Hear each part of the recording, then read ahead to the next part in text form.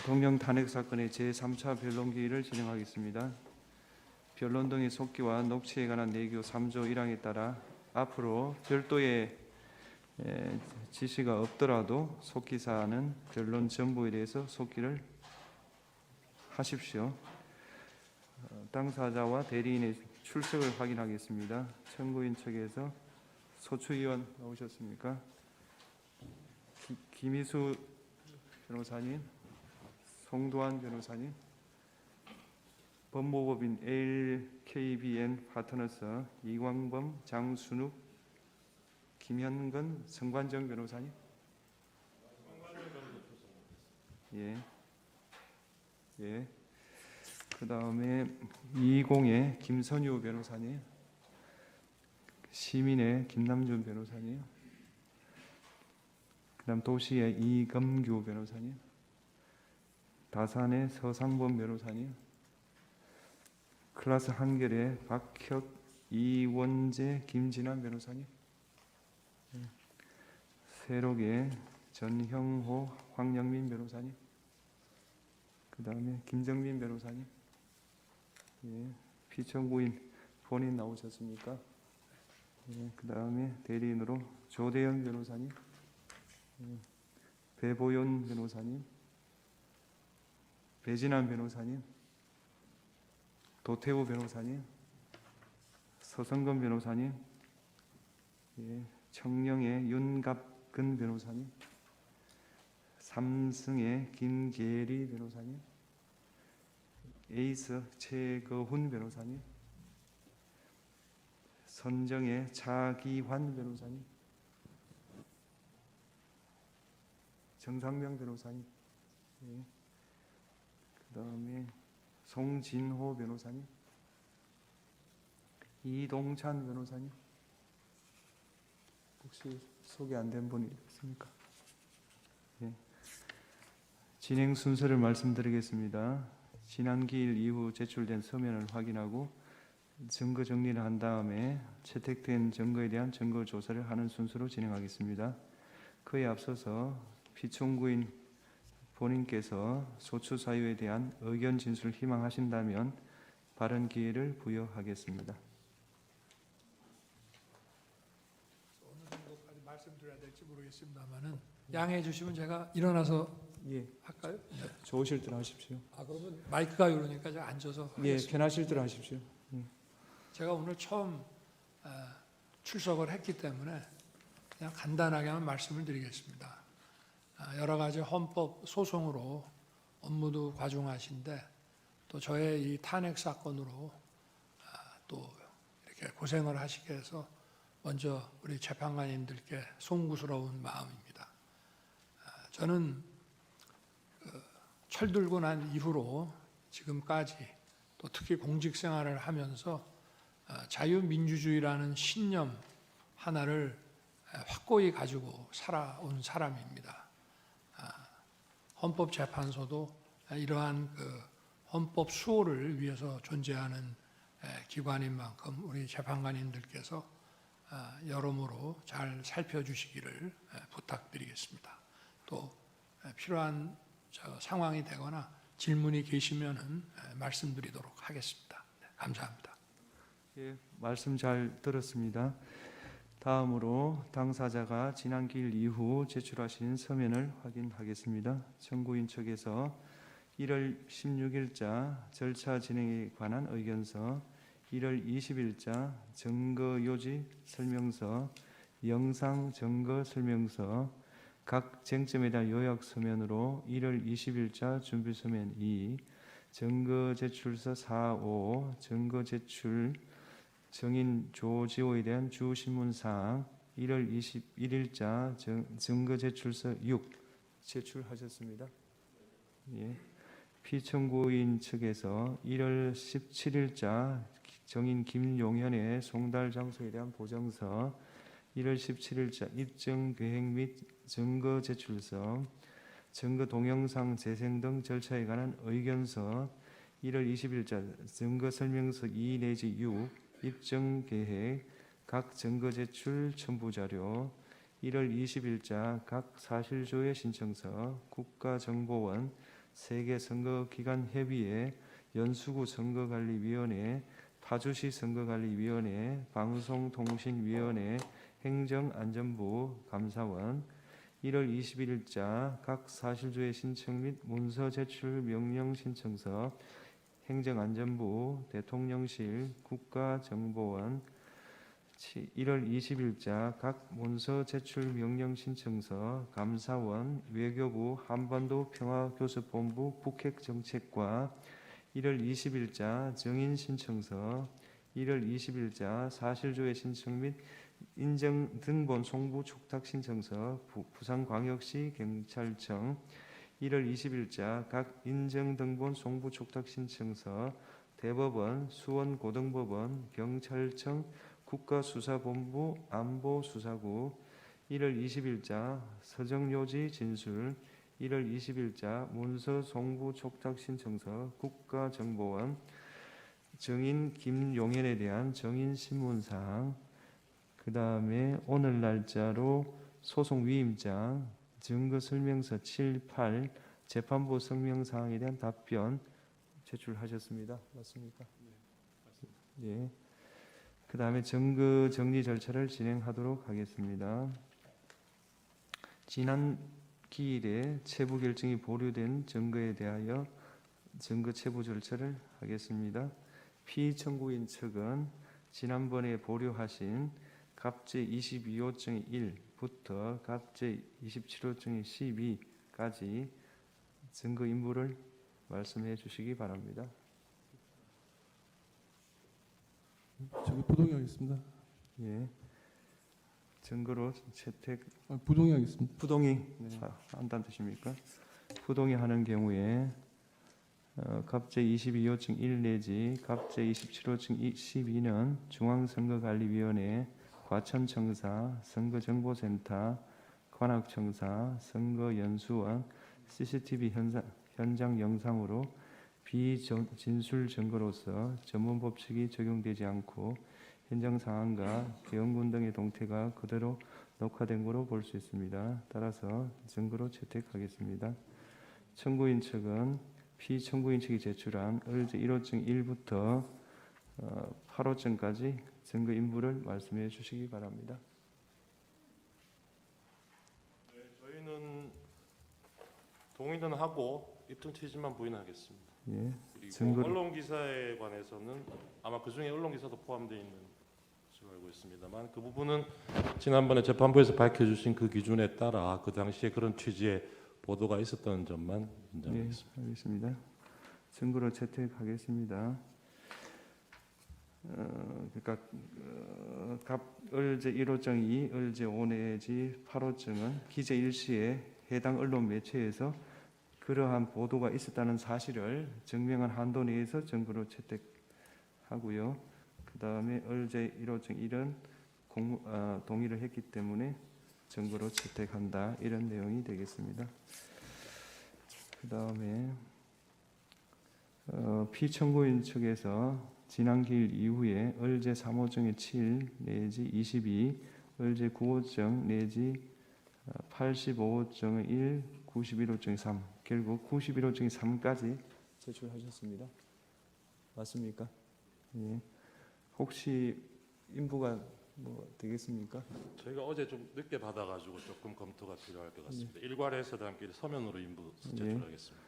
그렇다면 인부를 내일까지 서면으로 밝혀주십시오. 네,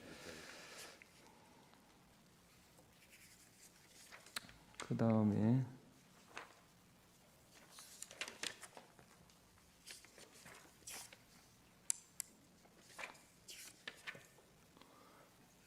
그 11조 가겠습니다. 청구인 측에서 지난 기일 이후에 갑제 29층 1 내지 35, 36의 1 내지 8 이렇게 증거로 제출하셨죠. 그렇습니다. 피청구인 측에서는 혹시 확인해 보셨습니까? 그건 내일까지 서면으로 제출하겠습니다. 예, 내일까지 증거 인부를 밝혀주시기 바랍니다.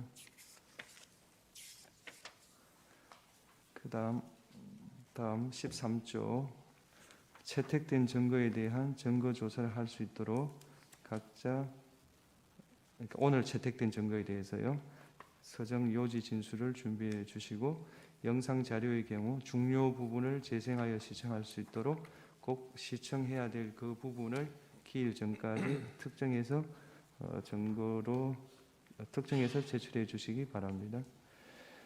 13조 문서 송부 촉탁 등 정리에 관해서 보겠습니다.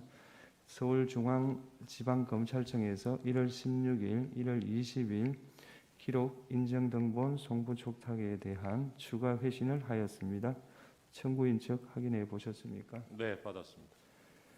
그다음 피청구인 대리인께 1월 16일 국가정보원 국가사이버안보센터 대통령실을 상대로 문서 송부 촉탁을 했고 선거관리위원회를 상대로 사실조회 신청을 했고 모두 채택해서 송부했습니다. 1월 17일 날요.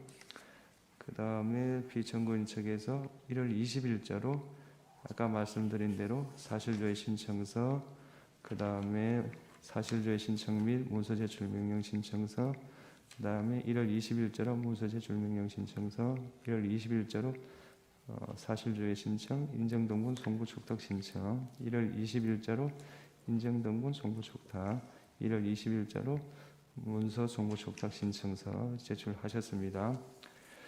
이에 대하여 재판부 평의 결과 우선 행정안전부에 대하여 국무회의록 작성 여부 등을 묻고 관련 자료를 제출하는 내용의 사실조회 신청 및 문서 제출 명령 신청을 사실조회로 일괄하여 채택합니다. 이상민 전 장관에 대한 송달 장소를 묻는 행정안전부에 대한 사실조회 신청을 채택합니다.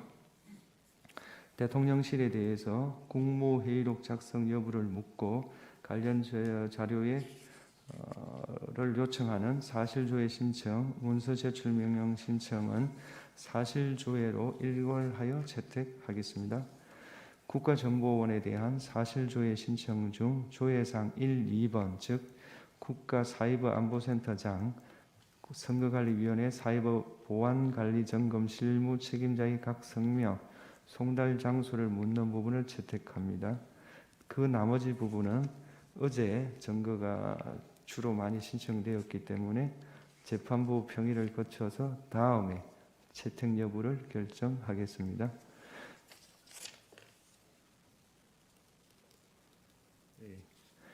그다음 정인 신청 관련해서 청구인 측 정인으로 홍장원, 조지호, 곽종근, 이진우, 여인영 채택했고요.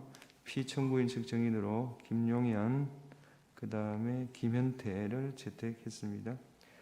피청구인 측에서 1월 20일자 입증계획 정인 일부로 정인 15명에 대한 입증계획을 밝히셨고 1월 20일자 정인 신청서로 허병기 등에 대한 증거 신청을 했습니다. 어제 들어왔기 때문에 재판부 평의 결과 이상민 전 장관, 박춘석 대통령실 경제수석 비서관을 정인으로 채택합니다.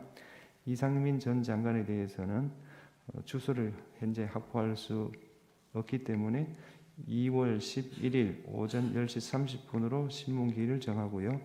박춘석 정인에 대해서는 2월 6일 오후 3시 반 신문하겠습니다.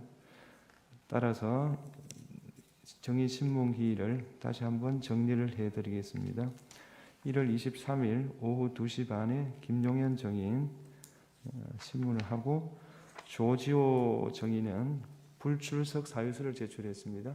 불출석 사유서를 보시면 건강상 매우 안 좋다, 출석할 수 없다고 되어 있으니 청구인 측에서는 이 조지호 정인을 유지할지 여부에 대해서 검토를 해주시기 바라고 조지호 정인에 대해서 재소한 보류하겠습니다.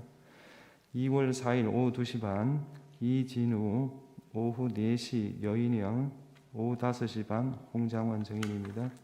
2월 6일 오전 10시 반 김현태, 오후 2시 곽종근, 오후 3시 반 박춘석, 2월 11일 오전 10시 반 이상민, 이렇게 정의신문을 하겠습니다. 예.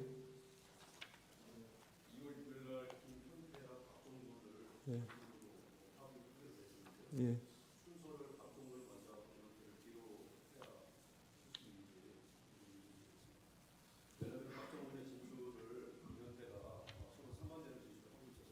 박정훈이 주고 김현태가 그 박정훈의 진술에 대해서 어떤 반대 내용을 진술을 할 것이기 때문에 그거는 좀 힘들 것 같고요.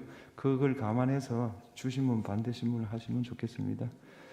송달 문제가 그렇게 쉽게 좀 잘 해결이 안 돼서 그렇습니다. 2월 4일 정인신문을 위한 신문 사항을 청구인 측에서는 1월 30일까지 제출해 주십시오. 2월 6일 정인신문을 위한 정인신문 사항을 2월 3일까지 제출해 주십시오.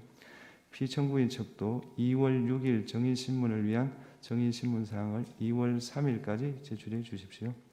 서정에 대한 증거 조사를 하겠습니다. 청구인 측은 증거로 채택되고 지난번에 서정의 요지를 진술하는 방법으로 증거 조사하기로 한 그 목록에 대해서 서정의 요지를 진술해 주시기 바랍니다. 재판장님, 저희가 이번에 제출했던 그 성명사항에 대한 답변을 한번 진술할 수 있는 기회를 먼저 주시고 증거 조사하실 수 있는지 좀 여쭙니다. 어떤 내용이 저희가 재판부께서 주심 재판관님께서 성명을 구하신 사항이 있는데 예. 그걸 저희가 오늘 재판부 성명사항에 대한 답변으로 제출했습니다. 네. 그걸 먼저 좀 진술을 하고 증거 조사를 하실 수 있는 점을 여쭙니다. 예, 그럼 진술하시죠. 예. 지난번 변론 2차 변론기에 주심 재판관님께서 성명을 구하신 사항에 대해서 답변드리고자 합니다.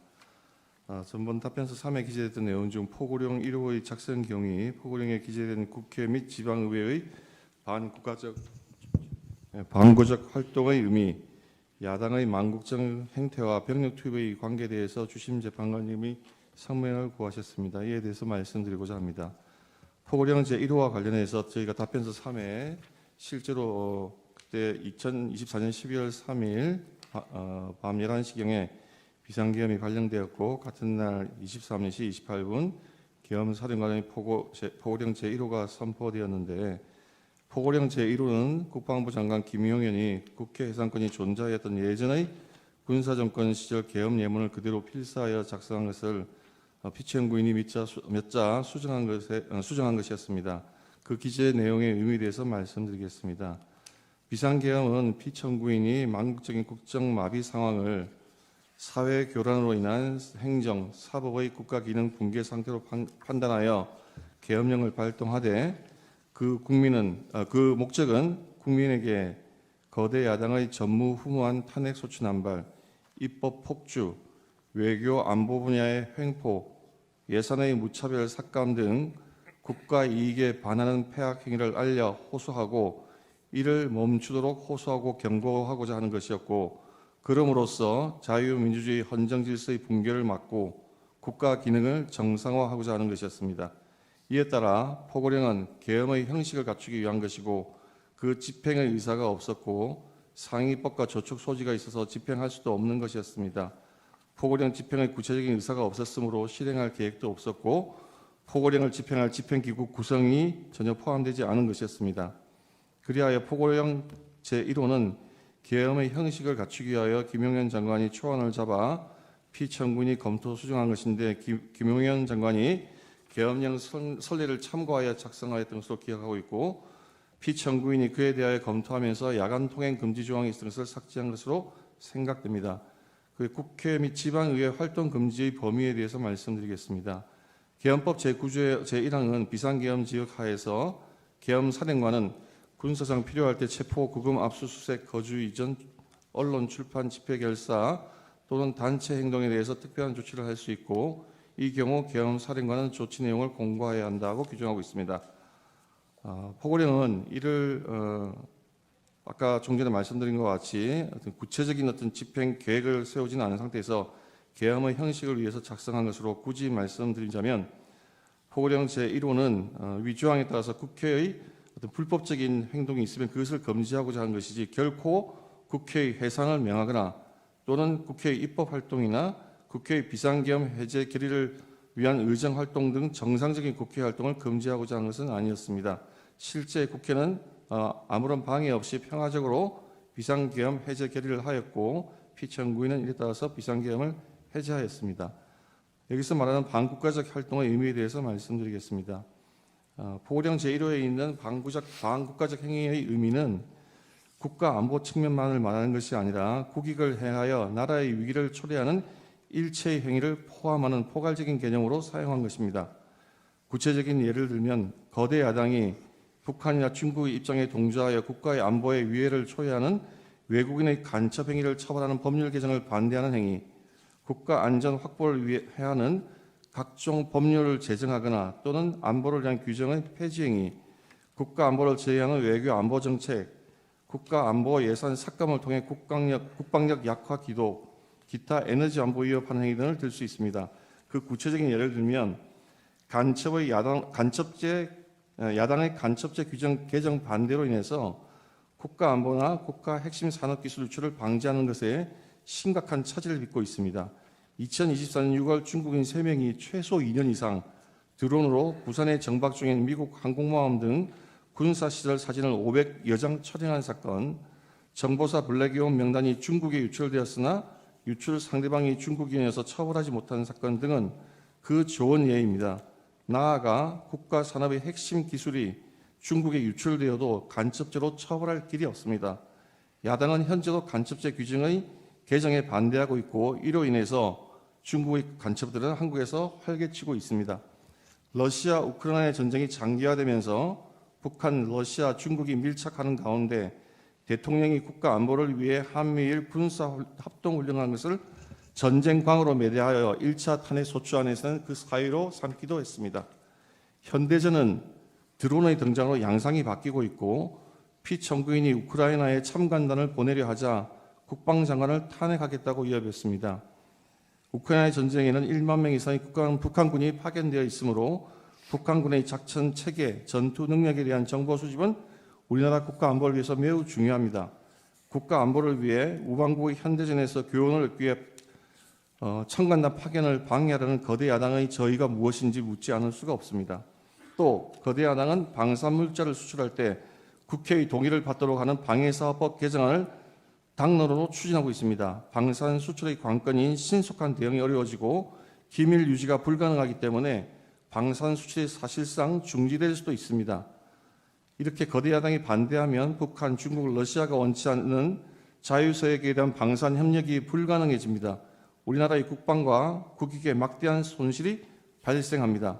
거대 야당이 2025년 예상 중 일방적으로 삭감한 4조 1천억 원 대부분이 핵심 국정 과제를 추진하기 위한 예산입니다.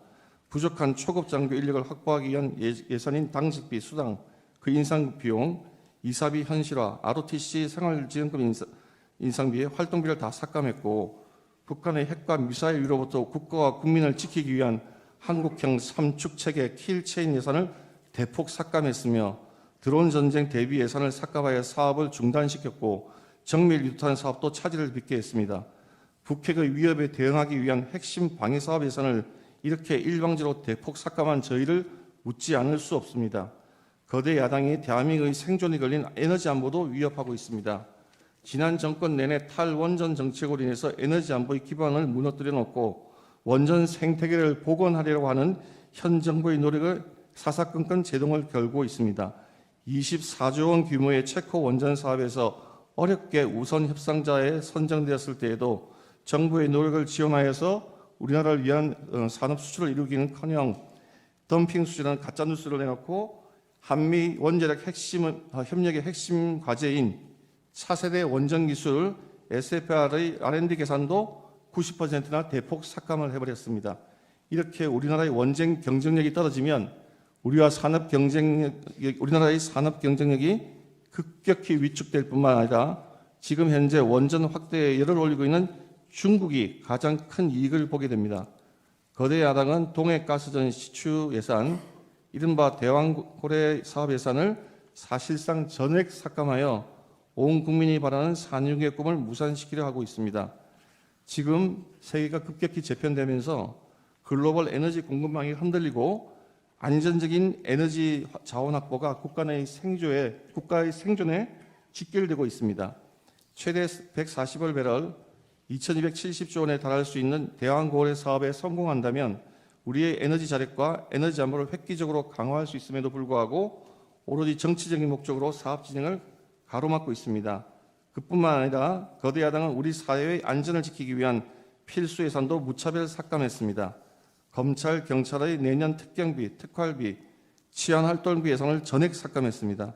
검찰 587억 원, 경찰 31억 원에 달하는 예산을 아예 영원으로 만듦으로써 수사를 제대로 하지 못하게 하고 있습니다.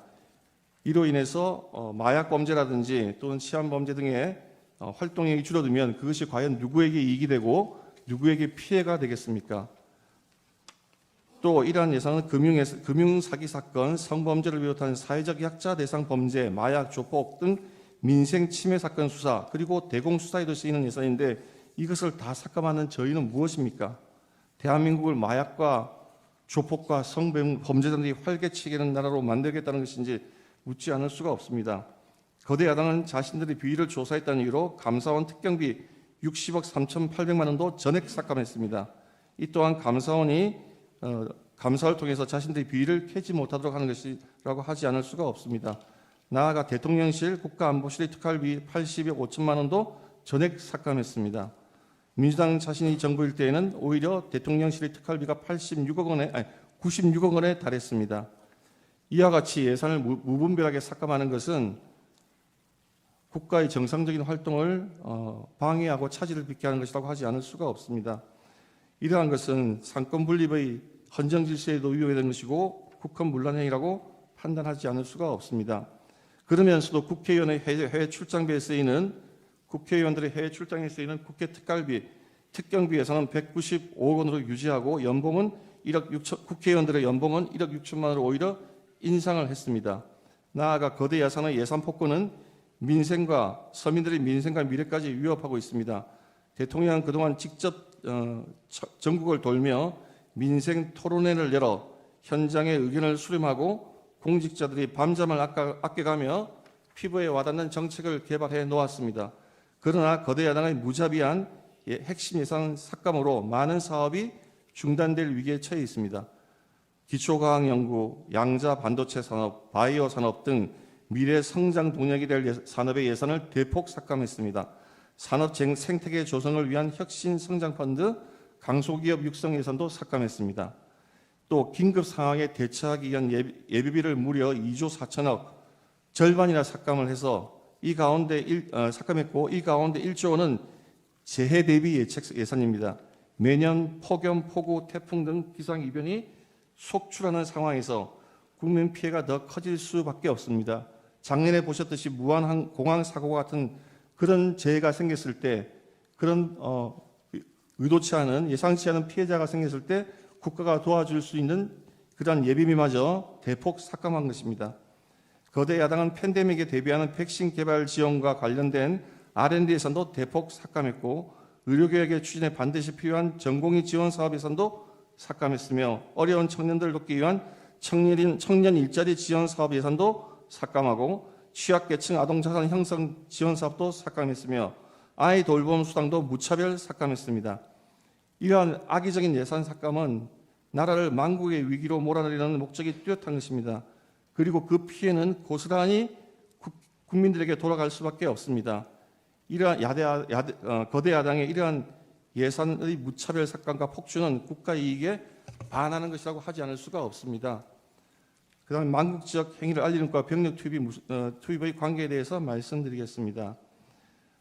저희가 소규모이지만 병력을 국회에 투입한 이유도 거대 야당의 망국적 행태를 국회와 국민들에게 직접 알리고 계엄 선포 방송을 본 국회 관계자들과 시민들이 대거 몰릴 것에 대비해서 질서를 유지하기 위한 것이지 국회를 해산시키거나 기능을 마비시키려고 하는 의도는 아니었습니다.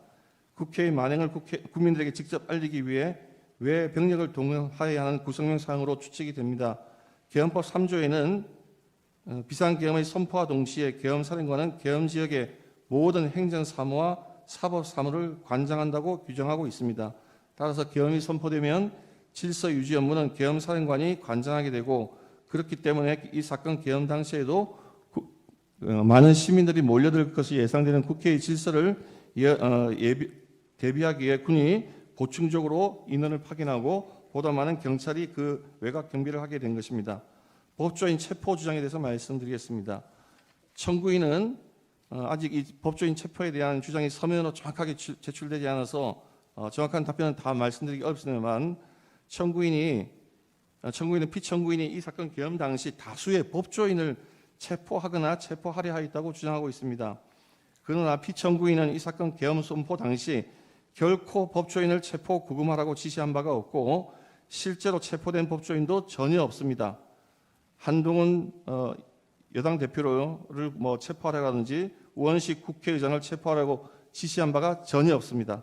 나아가 더더욱이나 한동훈 여당 대표를 사살하라고 하라는 그런 터무니없는 지시를 한 바도 없는데, 그런 황당한 가짜 뉴스를 가지고 탄핵 사유 사유로 주장하는 것은 그 부당성에 대해서는 더 말할 필요가 없다고 할 것입니다. 절차 진행에 대해서 말씀드리고자 합니다. 피청구인의 입장에서 가장 강조드리고 싶은 것은 이 사건 계엄 이전에 거대 야당의 횡포로 인해서 국정이 사실상 마비될 정도였다는 것입니다. 그 중에도 중요한 것이 민주당의 탄핵 소추의 남발입니다. 민주당이 탄핵 소추를 남발하여 얼마나 탄핵 소추를 남용하는지 여부가 쟁점이 될 것인데, 그것을 판단하려면 당연히 먼저 소추된 장관, 감사원장, 방통위원장에 대한 탄핵 사건을 심리해 보아야 그 결론이 나야 하지 않겠습니까? 사리가 그러함에도 지금 헌법재판소에서 대통령에 대한 탄핵 사건을 무조건 서두른 데 대해서 대리인들은 그 절차의 적법성과 공정성에 대해서 의문을 가지고자 있다는 것을 말씀드리고자 합니다.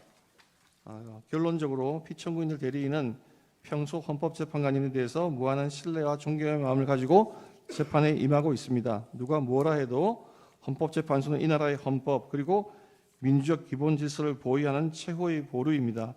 그와 같은 점을 감안하셔서 아무쪼록 재판연관님들 모두 명철한 지혜를 모아 공정하고 올바른 재판을 하여 주셔서 헌정 질서를 더욱더 확립하여 주시기 바랍니다. 예, 청구인 측은 증거로 채택된 지난번에 그 특정한 서정의 요지를 진술해 주시기 바랍니다. 네. 재판장님, 저희 실물 화상기를 좀 사용할 필요가 있어서 네. 자리를 좀 바꿔서 하겠도록 하겠습니다. 하십시오.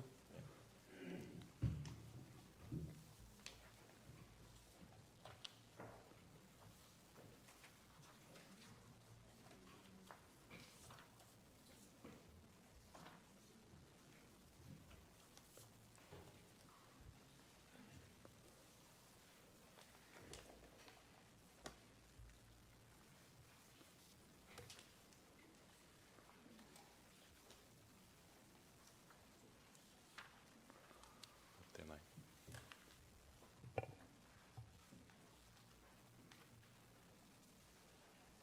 네. 저희 서증 요지 설명드리겠습니다. 저희가 어제 제출한 증거 요지 설명서 1 서면 같이 보시면서 참조해 주시면 되실 것 같습니다. 우선 갑제 1호증의 1 내지 63까지 각 언론 기사입니다. 이 중에 1호증의 1 내지 18은 12월 3일부터 12월 4일까지 언론 보도 기사로서 비상계엄 선포, 포고령 발표, 국회 비상계엄 해제 요구 결의 당시 국회 출입 통제 및 계엄군에 의한 국회 침탈 상황, 국회의장 등 요인들에 대한 체포 의심 정황, 계엄군의 선관위 침입 상황 등이 당시에 실시간으로 보도된 정황이 담겨 있습니다. 그리고 갑 1호증의 19 내지 41, 1호증의 46 내지 56, 1호증의 58, 1호증의 59 내지 63은 계엄 선포가 있은 후에 사후적으로 확인된 구체적인 중앙선관위 침탈 현황, 국회 침탈 현황, 요인 납치 계획, 개업 사전 모의 현황, 그리고 비상계엄에 앞서 이루어진 국무회의에 위한 위법성 등을 보도한 각 언론 보도 기사입니다. 그리고 1호증의 42 내지 45는 12월 10일까지 언론 보도 기사인데, 여기는 위헌 위법한 계엄 선포로 인해서 국가 경제 질서가 큰 타격을 입게 되었다는 그런 위기 상황에 대한 내용을 담고 있습니다. 갑 2호증은 계엄사령관 포고령입니다. 이 헌법과 계엄법에 따르더라도 비상계엄 선포할 경우에 넘을 수 없는 내용들이 있는데 이 포고령에는 그런 내용들이 포함되어 있다는 취지입니다. 그리고 갑 3호증의 1 내지 7호증이 각 국회 회의록입니다. 서중별로 글씨가 좀 작게 보이긴 합니다만 주요한 부분 요약해서 말씀드리겠습니다. 3호증의 1은 2024년 12월 11일자 419회 국회 본회의 회의록입니다. 이 본회의 당시 국무총리 한덕수는 비상계엄에 앞서 열린 회의가 절차적 실체적 흠결이 있어서 국무회의로 볼 수 없다는 점, 그리고 회의록이 작성된 적도 없고 국방부 장관이 국무회의에서 계엄 필요성을 건의하는 등의 절차도 전혀 이루어지지 않은 채 비상계엄이 선포되었다는 점을 확인해 주었습니다. 잠깐 그 회의록 해당 부분을 보시면 7쪽, 8쪽에 한덕수 총리가 비상계엄 선포 전에 이 국무회의라고도 부를 수 없는 그 모임에서 참석자 전원이 비상계엄 선포를 반대하였다는 점, 그리고 그 외에도 여러 절차적 실체적 흠결을 가지고 있다고 생각한다, 이런 취지로 발언한 사실이 확인이 됩니다. 다음 8쪽 넘어가도 될 것 같아요. 24쪽에서는 한덕수 총리가 다른 국무위원들과 함께 피청구인을 설득해서 계엄 선포를 막을 목적으로 피청구인이 아닌 자신이 국무위원들을 소집했다는 내용이 확인이 됩니다. 그리고 43쪽에는 이 당시에 계엄사령관에 대한 심의도 전혀 거치지 않았다는 의미 얘기하고 있습니다. 49쪽에는 결론적으로 이 비상계엄을 선포한 회의는 국무회의로 볼 수 없다고 생각한다, 이런 자신의 생각도 밝히고 있습니다. 61쪽입니다. 한덕수 총리는 국방부 장관이 국무회의 석상에서 계엄의 필요성을 정식으로 건의하지 않았고 정식 심의를 거치지도 않았으며 회의록도 작성된 바 없다고 밝히고 있습니다. 다음 갑 3호증의 2입니다. 12월 13일자 제319회 419회 국회 본회의 회의록입니다. 이날 한덕수 총리, 최상목 부총리, 선관위원장, 중앙선관위원장 노태악, 외교부 장관, 법무부 차관이 출석해서 계엄 당시 상황에 관한 발언을 했습니다. 여기서 중앙선관위원장 노태악은 계엄군의 선관위 무단 점거, 서버 탈취 시도가 위법 반응에 해당한다는 점이 명백하다고 진술을 해줬고, 선관위 시스템상 부정선거가 불가능하다는 점도 확인을 해주었습니다.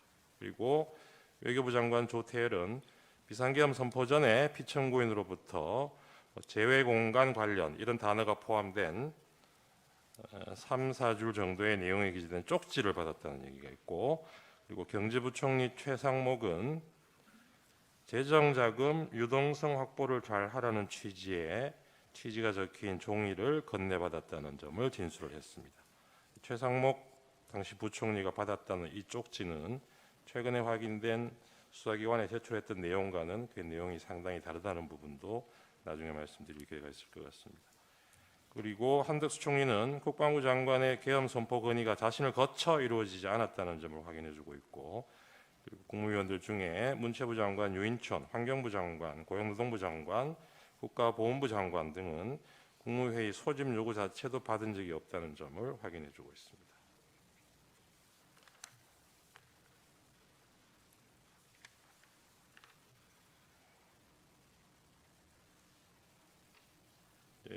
요약한 부분으로 가름을 하고, 이 부분은 3호증의 2는 이걸로 가름을 하겠습니다.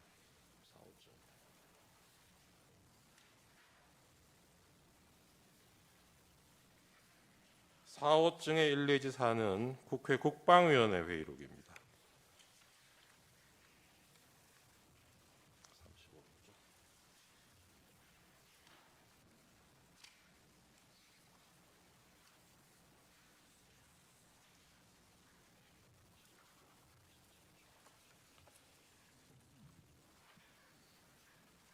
4호증의 1은 2024년 9월 2일자 국회 국방위원회 회의록인데요. 이날은 당시 국방부 장관 후보자였던 김영현에 대한 인사청문회가 열린 날입니다. 이 자리에서 김영현은 국민이 계엄을 용납하지 않고 군도 따르지 않을 것이다. 계엄 문제는 시대적으로 맞지 않다. 지금 이 상황에 계엄이 통하지 않을 것이다. 이러한 취지로 당시 이 계엄 의혹을 제기한 야당 의원들에 대한 질문에 대해서 이 비상계엄에 대해서 자신은 이렇게 생각한다는 인식 내용을 보여주었습니다.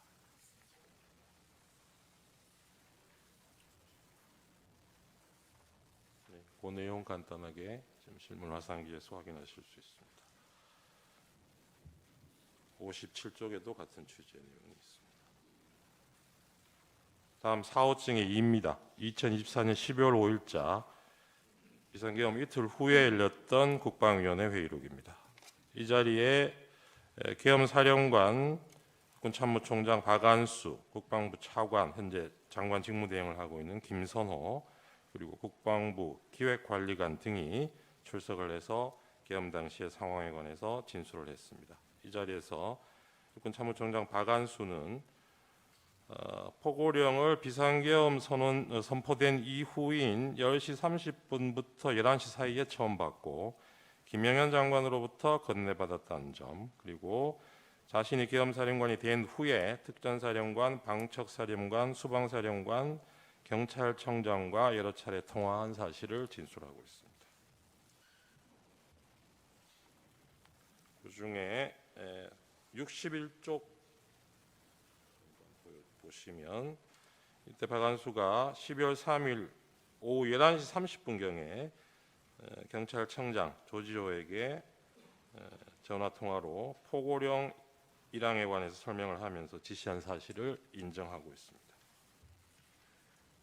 다음 갑 4호증의 3입니다. 12월 10일자 국회 국방위원회 회의록입니다. 이날은 육군 특전사 707 특임단장 김현태, 그리고 수방사 1경비 단장, 정보사 문상호 사령관, 특전사 곽종근 사령관, 그리고 특수전사령부 1공수 여단장 이상현, 특전사 특수작전항공단장 김세운, 수방사 군사경찰단장 김창학 등이 진술해서 당시에 실제적으로 이루어졌던 계엄군들의 실제 내용, 활동 내용을 진술하였습니다. 그중에 주요한 부분을 보면 곽종근은 피청구인인 대통령이 12월 4일 비화폰을 이용해서 자신에게 국회에 투입 중인 707 특수임무단의 이동 상황을 물어본 사실, 그리고 날이 바뀌어서 12월 4일 00시 30분부터 40분경 사이에 자신에게 다시 전화를 해서 의결 정족수가 아직 안 채워진 것 같다. 빨리 문을 부수고 들어가서 안에 있는 인원들을 끄집어내라 라고 지시한 사실. 그리고 김영현도 그 계엄 이틀 전인 12월 1일 국회 선관위 민주당사 여론조사 꽃 등 6개 시설을 확보할 것을 지시한 사실을 진술한 바 있습니다. 그리고 특전사 707 특임단장 김현태는 이 사령관인 곽종근이 이 계엄 선포 이후에 직후에 그날 밤에 20차례 이상 자신에게 전화를 해서 국회의원 150명을 넘어서는 안 된다고 말한 사실, 그리고 국회 건물 봉쇄를 지시받고 인원 포방용 케이블 타이를 지참하게 한 사실을 진술하고 있습니다. 그리고 1공수여 단장 이상현은 곽종근으로부터 상부로부터 문을 부수고 들어가서 국회의원들을 끄집어내라, 안 되면 전기라도 끊어라 라는 지시를 받았다면서 그 지시를 자신에게 하다라는 내용을 확인해주고 있습니다. 그리고 국군 방첩사령부 수사단장 김대우는 그 사령관 여인영이 자신에게 지하 1층 벙커, 여기 지하 1층은 아마 수방사를 얘기하는 것 같습니다. 지하 1층 벙커 안에 구금 가능한 시설이 있는지 확인할 것을 지시한 사실. 그래서 여인영이 그 당시에 김영현 장관의 지시라고 밝히면서 장관이 불러준 정치인 등 14명의 명단을 자신에게 불러주고 정치인을 수방사로 이송할 것을 명한 사실을 확인해주고 있습니다. 그리고 방첩사 군사기밀수사단 실장 노영훈 역시 여인영이 자신에게 이 B1 벙커가 구금 시설로 적당한지를 검토하라고 지시하였다는 사실을 확인해주고 있습니다. 다음 육군 수방사 이진우는 2024년 12월 3일 24시 자정에 피청구인 대통령이 자신에게 전화해서 국회 상황을 확인하였다고 진술하고 있습니다. 자세한 내용은 페이지별로 요약을 되어 있는 서면을 참조해 주시기 바랍니다.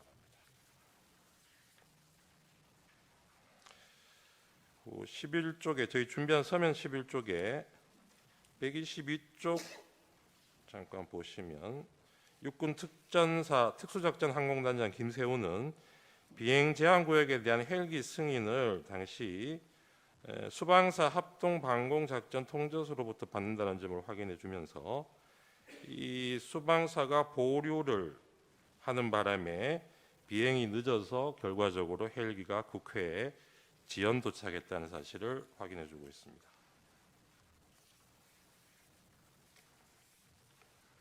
사후증의 4로 넘어가겠습니다. 사후증의 4는 2024년 12월 11일자 419회 국회 국방위원회 회의록입니다. 여기 14쪽, 16쪽을 보시면 특전사령관 곽종근이 피청구인 그러니까 대통령이 계엄 관련 마지막 지시가 문을 깨부수고 들어가서 끌어내라 라는 것이었다는 점을 확인해 주고 있고, 그리고 국군 방첩사령부 법무실장 윤빈아는 이 성관이 압수수색에 대한 내용을 검토한 결과 포고령 발령 전의 행위를 이유로 압수 등 수사를 해서는 안 된다. 그리고 압수 절차 등을 하기 위해서는 최소한 범죄 혐의를 특정해서 정식적인 입건 그런 절차를 따라야 하는데 이런 절차를 거치지 않고 위법하게 증거를 수집하게 되면 나중에 처벌도 받을 수 있다. 이런 검토 결과를 보고한 내용을 확인해 주고 있습니다. 다음 갑 5호증의 1, 2 국회 행정안전위원회 회의록입니다. 5호증의 1은 그중에 12월 5일자 국회 행안위 회의록입니다. 이 자리에서 이상민 당시 행안부 장관, 조지호 경찰청장, 서울지방경찰청장 김봉식, 그리고 당시 국회 경비대장이었던 목현태, 중앙선거관리위원회 사무총장 김용빈 등이 계엄 당시 상황에 대해서 발언한 내용들이 있습니다. 우선 쪽수를 좀 보시면서 말씀드리겠습니다. 11쪽에 경찰청장 조지호가 12월 3일 비상계엄 선포 직후인 밤 10시 28분경에 서울경찰청장에게 국회 주변 안전조치를 강구할 것을 지시하고 5개 기동대를 배치하였다고 한 점이 확인이 됩니다. 그리고 같은 날 10시 46분부터 국회 내부 진입을 일시 통제했다가 11시 6분에 국회의원 등 관계자를 신분 확인 후 일시 출입 조치를 했다가 11시 37분 포고령에 따라서 다시 국회 출입을 전면 통제한 사실을 확인하고 있습니다. 그리고 12쪽입니다. 서울특별시 경찰청장 김봉식이 확인한 내용인데요.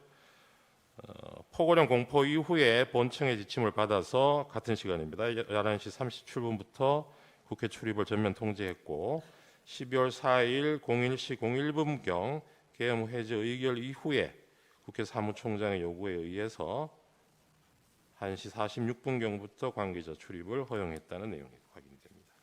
그리고 12쪽에서 13쪽 보시면 중앙선관위 사무총장 김용빈의 진술 내용인데요. 계엄 선포 직후에 계엄군 10명이 계엄 선포 직후인 10시 30분, 밤 10시 30분에 청사 내에 투입이 됐고 같은 시각 경찰 10여 명이 청사 정문 출입 통제를 실시하였다고 확인을 해주고 있습니다. 그리고 경찰 90여 명이 11시 50분경에 추가로 투입돼서 청사 밖에 대기하고 있었고 계엄군 100여 명이 12월 4일 00시 30분 추가로 청사 내에 투입돼서 청사를 점거하는 상황이었다고 확인해주고 있습니다. 그리고 이때 최초 투입된 계엄군 10여 명이 선관위 야간 당직자 등 5명의 핸드폰을 압수하고 행동 감시 및 청사 출입 통제를 실시했다고 확인하고 추가 투입된 100여 명은 1층 로비 등에서 경계 작전을 실시하면서 총 3시간 20여 분간 점거되었다는 사실을 확인해주고 있습니다. 그리고 54쪽에 경찰총장 조지호의 진술 내용입니다. 계엄사령부로부터 주요 포스트인 선거관리위원회에 대한 적절한 조치가 있을 것이라는 요청을 받고 자신의 경력 배치를 지시를 했다는 내용을 확인해주고 있습니다. 그리고 54쪽에 국회경비대장 64쪽입니다. 목현태의 진술이 있습니다. 이때 서울특별시 경찰청 무전망으로 지시를 받아서 12월 3일 11시 37분경부터 국회의원 출입을 포함한 국회 출입을 전면 통제하였다는 사실을 확인해주고 있습니다. 그리고 그 전에 10시 49분부터 국회 외부에서 내부로 들어가는 인원을 원천 차단하는 지시가 내려와서 실제적으로 국회의원 출입도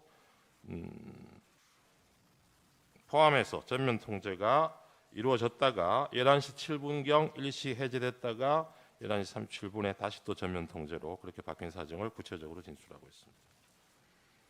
97쪽에 보면 중앙선관위 사무총장 김용빈 진술이 다시 나오는데 이 중앙선관위 CCTV를 확인한 결과 시간대별로 계엄군과 경찰이 이 선관위 청사나 주변에 배치돼서 어떤 경계 활동을 하고 침입 행위를 했는지 시간대별로 자세한 내용을 진술하고 있습니다.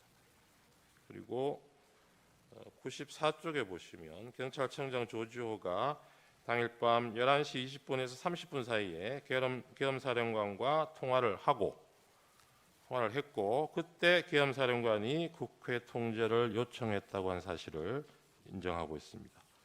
그 당시에 선거관리위원회에 대해서도 계엄사령관으로부터 통제 요청이 있었다는 사실을 확인해주고 있습니다.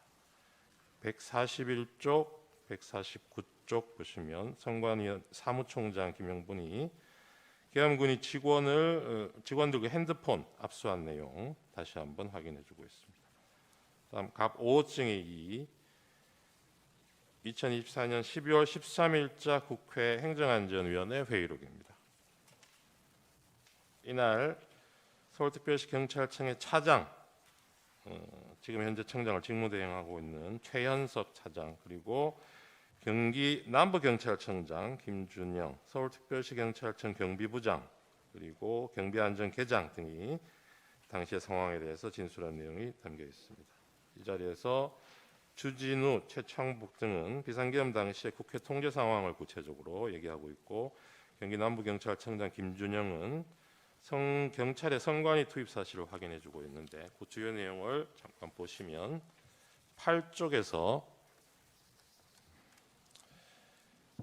서울특별시 경찰청장 경비부장 주진우는 12월 3일 저녁 7시에서 9시경 비상계엄 당시 청장이었던 서울시 청장이었던 김봉식으로부터 호출을 받아서 미리 투입할 수 있는 이 경찰 부대들이 어떤 부대들이 있는지 그 정도를 확인하고 자신이 추가로 한 개 부대 정도 더 이동할 수 있다는 내용으로 답변한 사실을 확인해주고 있습니다. 그리고 12쪽에 보시면 경비안전계장 최창복도 서울특별시 경찰청장 김봉식으로부터 이 국회에서 계엄군이 와 있으면 국회 안으로 들여보낼 것을 지시받았다는 내용을 확인해주고 있습니다. 18쪽 보시면 경기도 남부경찰청장 김준영이 계엄 당시에 조지호로부터 12월 3일 10시 41분경에 선관위 그리고 선관위 연수원에 경찰력을 배치해서 안에 있는 사람이 밖으로 나오는 것은 놔두고 진입을 통제하라는 지시를 받았다고 확인해주고 있습니다. 그리고 33쪽을 보시면 이 당시의 경찰서 차장 현재 직무대행하는 이호영이 국회 외부 통제를 위해서 경찰이 동원되었고 경찰이 계엄군 700명의 국회 내로 진입하는 것을 도왔다는 사실을 확인해주고 있습니다.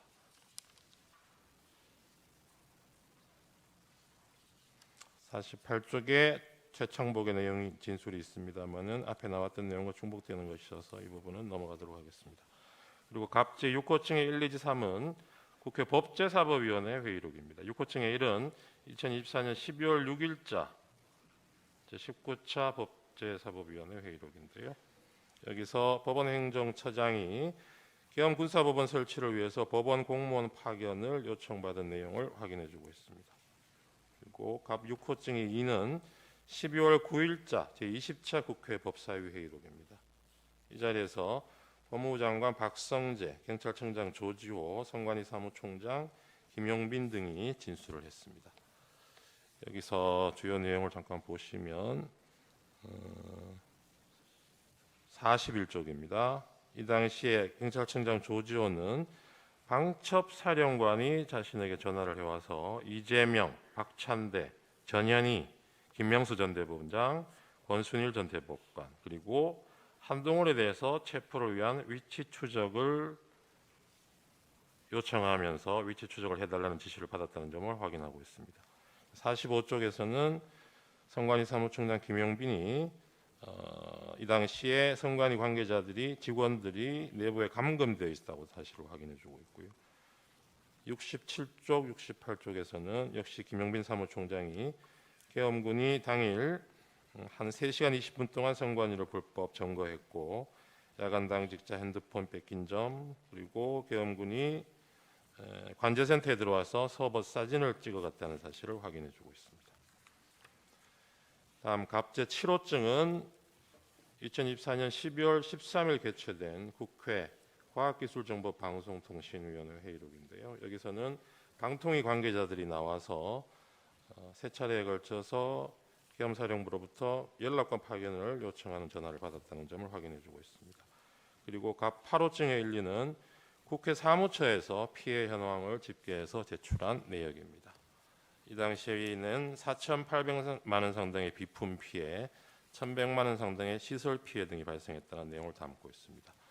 그리고 갑제 12호증의 1, 2는 피청구인이 이 헌법재판소 탄핵 소추 이후에 서류 송달 거부에 관한 내용을 담고 있는 언론 기사들입니다. 그리고 13호증의 1, 2지사는 피청구인이 수사기관 소환에 불응하고 체포영장 발부됐다는 기사를 담고 있습니다. 그리고 14호증의 2는 12월 31일 체포영장 발부에 관해 피청구인이 입장을 밝힌 데 대해서 피청구인 대리인이죠. 대리인이 입장을 밝힌 데 대해서 그 배경을 설명하는 취지의 언론 기사입니다. 15호증의 1, 2는 검찰 비상계엄 특별수사본부에서 김용현, 여인형, 이진우를 기소하면서 수사한 결과를 요약해서 발표한 보도자료입니다. 그리고 17호증의 2 내지 4는 국회 사무처 입장 관련 기사, 기자회견면 그리고 사무처 제출한 자료들입니다.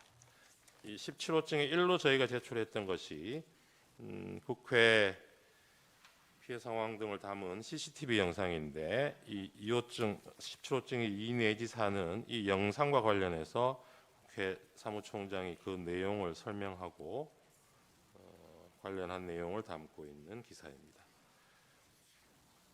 그리고 17호증의 3도 국회 사무총장이 비상계엄 관련해서 수사 협조를 위해서 CCTV 영상을 수사기관에 제공했다는 내용 담고 있고요. 17호증의 4는 국회 사무처에서 이춘석 의원의 요구 자료로서 제출한 내용으로 역시 비품 피해 현황, 설비 피해 현황이 있고 인적 피해 현황도 아울러 있다는 내용을 담고 있습니다. 그리고 19호증의 1, 2, 3, 4는 비상계엄 이후에 금융외환 시장의 변동성이 크게 확대되고 환율이 상승하고 불확실성 증가로 투자 심리 위축돼서 증시가 큰 폭으로 하락하고 있다는 계엄의 부정적인 영향을 다루고 있는 언론 기사들입니다. 그리고 갑 25증의 3 내지 5는 피청구인이 2025년 1월 1일 한남동 관저 앞에서 집회를 열고 있던 자신의 지지자들에게 전달한 새 인사와 관련해서 언론 기사 내용입니다. 그리고 갑 28호증은 2023년도에 새로 발간된 계엄 실무 편람입니다. 이 부분은 이 피청구인이 선포한 12월 3일 비상계엄이 계엄 실무 편람에서 정하고 있는 여러 절차적, 실체적 요건에도 전혀 부합하지 않는다는 것을 입증 취지로 하고 있습니다. 이상 서정 요지를 말씀드렸습니다. 참고로 피청구인에게도 증거가 채택된 서정 요지, 영상 등에 대해서 마찬가지 방법으로 증거 조사 기회를 드리겠습니다. CCTV 영상에 대한 재생 방법으로 시청하도록 하겠습니다. 네, 이 부분도 저희가 영상 증거 설명서 1 제목으로 어제 서면을 제출했습니다. 여기에 보면 재생 시점 시간이 특정이 되어 있습니다. 그 부분대로 재생을 해주시면 될 것 같습니다. 먼저 갑 9호증 국회 사무처 CCTV 영상입니다. 재생되는 장면 보면서 말씀드리겠습니다. 지금 보시는 장면이 12월 3일 밤 11시 49분경부터 다음날 12월 4일 00시 11분경까지 육군 특전사 707 특수임무단 병력이 탑승한 헬기가 국회의사당 후면 운동장에 3대씩 순차로 착륙하는 모습입니다.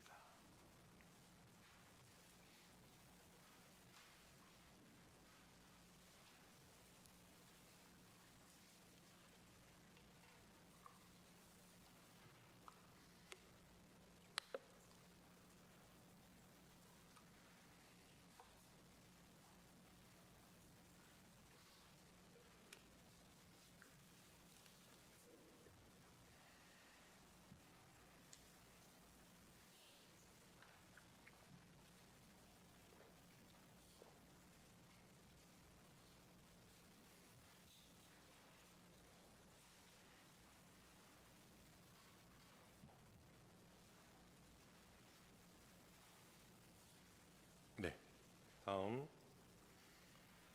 본청으로 진입하는 무장한 계엄군의 모습입니다.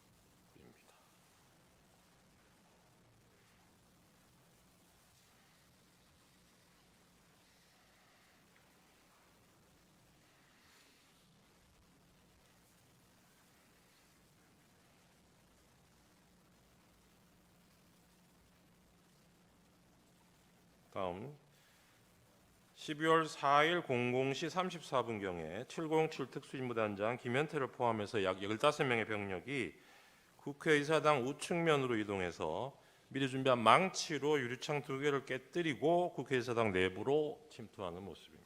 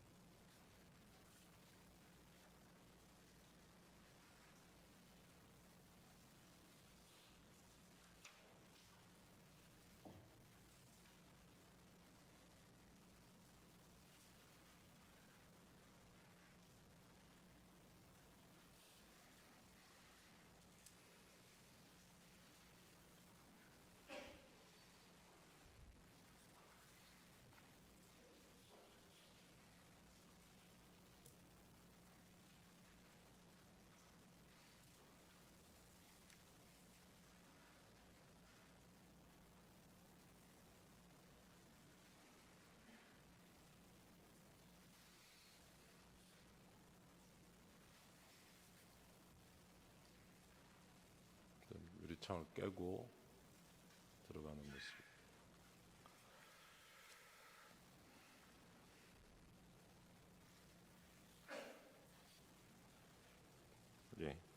네 번째 영상은 본회의장 방향으로 뛰어들어가는 계엄군 모습입니다.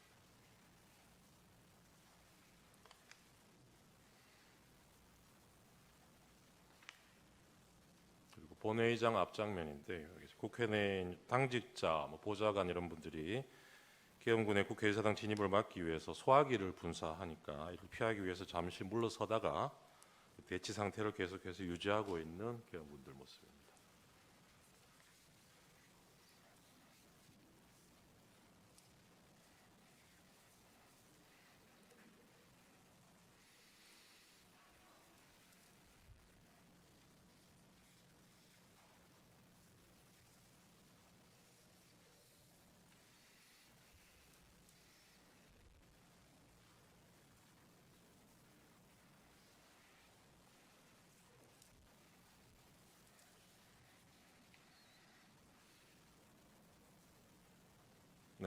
다음 16호증이 1입니다. 한남동 국회의장 공간에 계엄군이 출동한 장면인데요. 12월 4일 01시 42분경부터 04시 45분경까지 사이에 전체는 그렇습니다만 그 중에 요구 의결안이 통과된 이후인 12월 4일 01시 42분경에 한남동에 있는 국회의장 공간에 계엄군이 출동한 모습입니다. 이 부분 입정 취지는 해제 요구가 의결된 이후에도 이 군병력이 국회의장 공간에 배치됐다는 점에서 추가적인 계엄을 시도하거나 이에 대해서 국회 비상계엄 해제 의결을 막으려 한 것이 아닌지 의심되는 그런 영상입니다. 다음 갑 22호증의 1 중앙선관위 과천청사 내부 1층 로비 CCTV 영상입니다. 지금 보시는 거는 12월 4일 01시 17분 10초부터 18분 20초 사이까지 영상입니다. 중앙선관위 과천청사 내부 1층 로비에 계엄군이 수십 명 모여드는 모습입니다.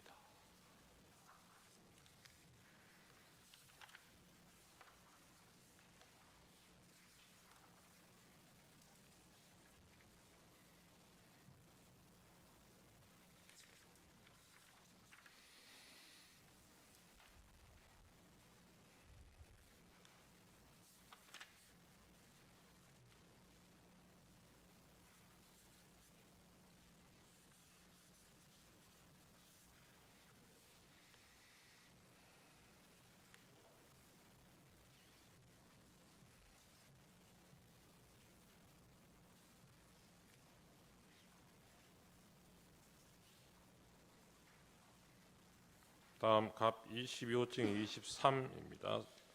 선관위 과천청사 내부 2호기 엘리베이터 CCTV 영상인데 여기 보시면 계엄군들이 권총을 소지하고 있는 장면이 확인이 됩니다.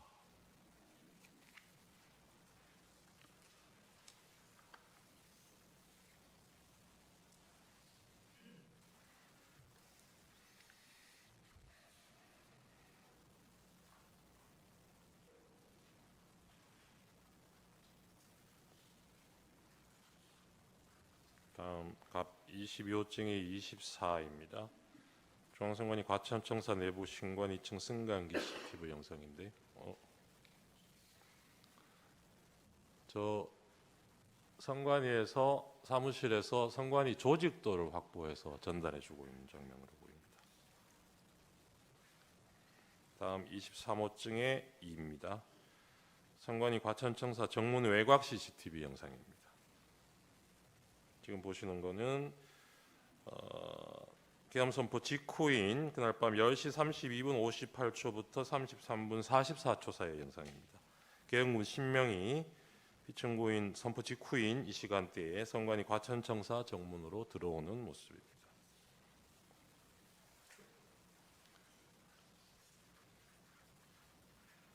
미리 준비되지 않았더라면 계엄 선포 직후에 4, 5분 후에 저렇게 바로 계엄군들이 선관위 청사로 진입할 수는 없었다는 취지입니다.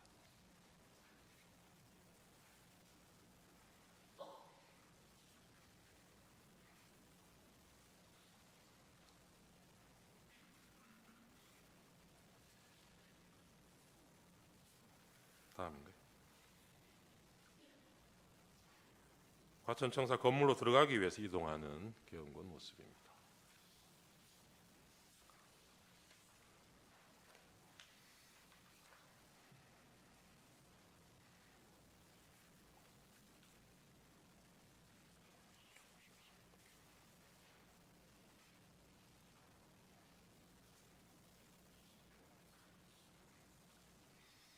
네, 23호증의 18 과천청사 정문 우측 영상입니다.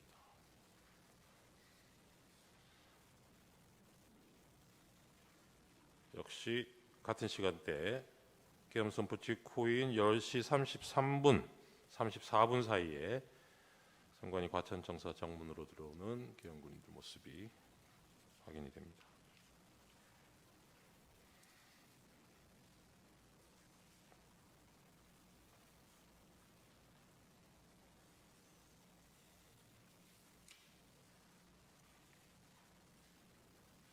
정문으로 들어와서 청사 경내 청사 안으로 들어오는 모습입니다.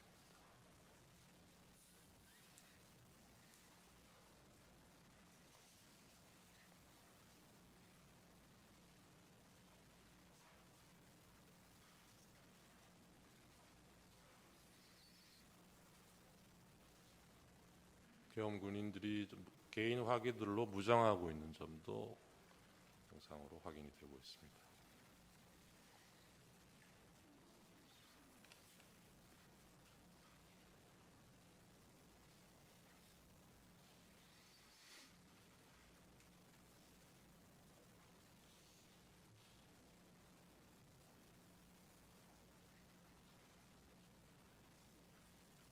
이 부분은 앞에 보셨던 영상이랑 같은 내용을 아마 각도만 다르게 잡은 있는 것 같아서 조금 생략하셔도 될 것 같고 24호증에 1로 넘어가 주셔도 좋을 것 같습니다. 네, 이 부분은 선관위 선거정보센터 CCTV 영상 파일인데요. 시간은 그날 10시 32분부터 33분 사이입니다. 이게 서버실인데 군인들이 서버실 내로 들어오는 장면입니다. 아까 정문으로 들어왔던 시간하고 비교해 보시면 들어오자마자 이 바로 서버실로 시간상으로는 그렇게 이동을 한 것으로 보입니다.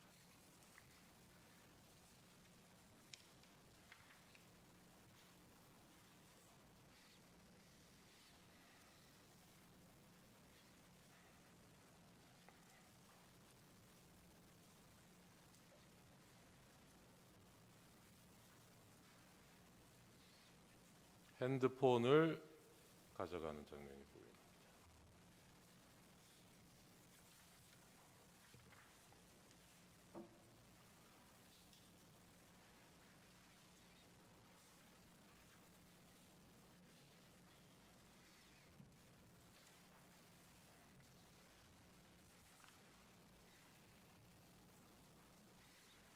(24호증에) 3 보고 계십니다.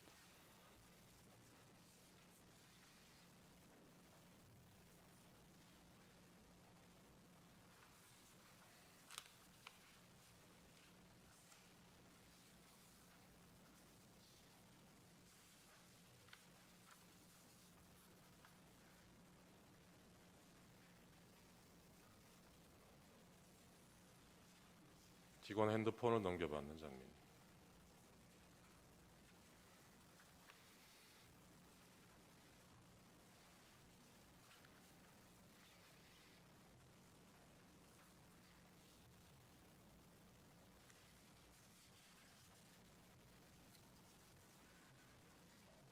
다음 24호증의 13입니다. 선관위 선거정보센터 CCTV 영상인데요.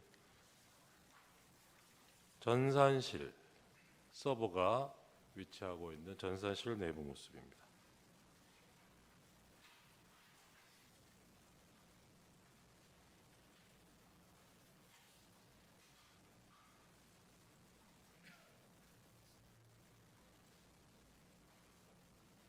방첩사 군인들로 보이는데요. 서버 사진을 찍고 있는 장면입니다.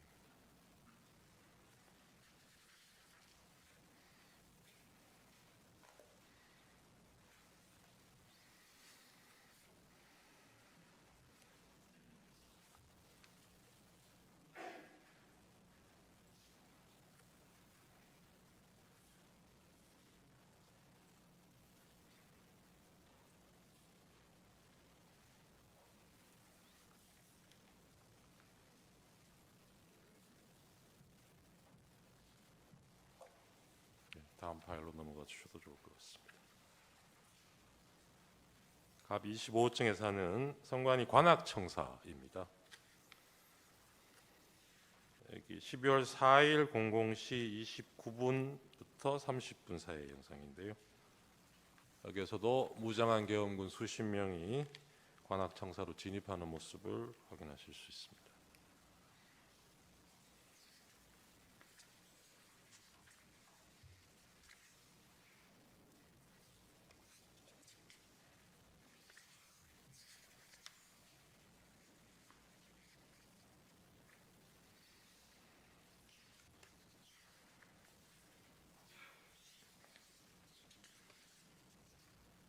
네, 여기는 역시 같은 관악청사 뒤편 공간인데요. 화단이 있는 이 공간에도 군인들이 배치가 돼서 건물을 통제하고 있는 모습을 확인하실 수 있습니다.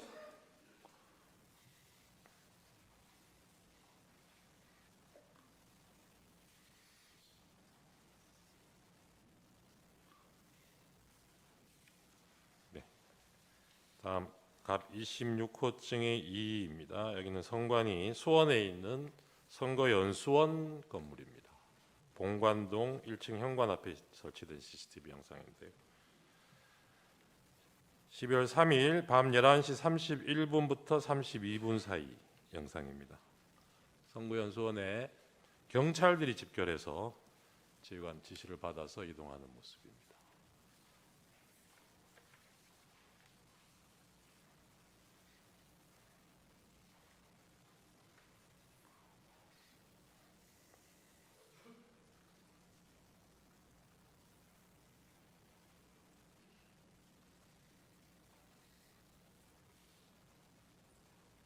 네, 다음 영상 넘어가 주셔도 좋을 것 같습니다. 26호증의 23 같은 수원 선거연수원 정문 CCTV 영상입니다. 여기는 12월 3일 11시 36분 25초에서 45초 사이의 영상인데요. 이 주차장 입구에 경찰차와 경찰이 집결해서 다른 차량이 진입할 수 없도록 바리케이드를 설치하고 입구를 통제하는 모습을 확인하실 수 있습니다.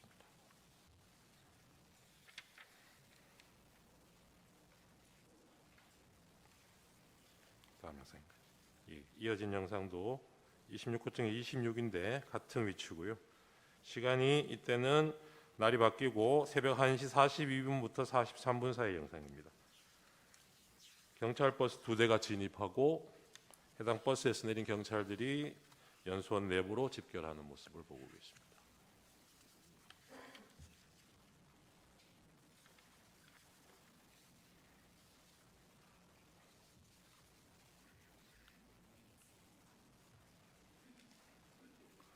다음 넘어가셔도 좋을 것 같습니다. 26호증의 37입니다. 선거연수원 CCTV 정문 영상인데요. 날이 밝아오는 11월 4일 07시 12분 13분 사이 영상입니다. 경찰 버스 한 대가 선관위 선거연수원을 빠져나가고 있는데 그 이후에도 경찰차 한 대가 정문에서 대기 중인 모습을 보실 수 있습니다. 이상 영상 증거 설명을 마치겠습니다.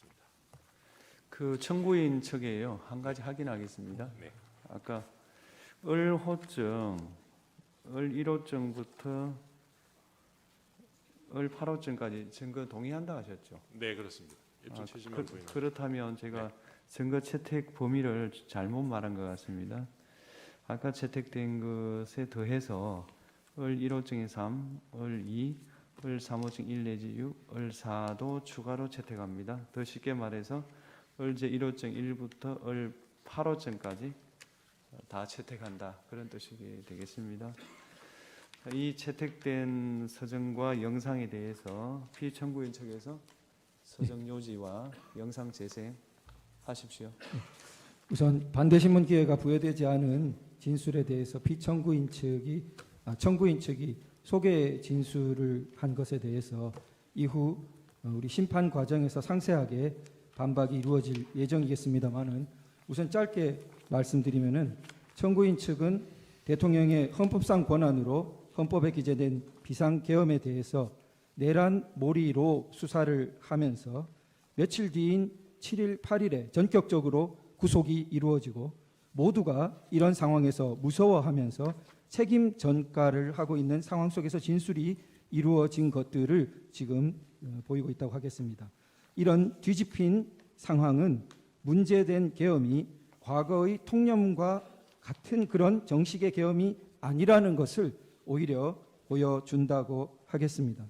기타 영상에서 분절적인 부분이라든지 문제점에 대해서는 차후 상세히 말씀드리도록 하겠습니다. 오늘 피청구인 측의 PPT를 사용하여 서중 중 일부에 대한 요지를 진술하도록 하겠습니다. 을제 1호증의 1은 2024년 10월 국정원이 발표한 선관위 투개표 시스템 보안 점검 결과에 관한 것입니다. 2023년입니다. 죄송합니다.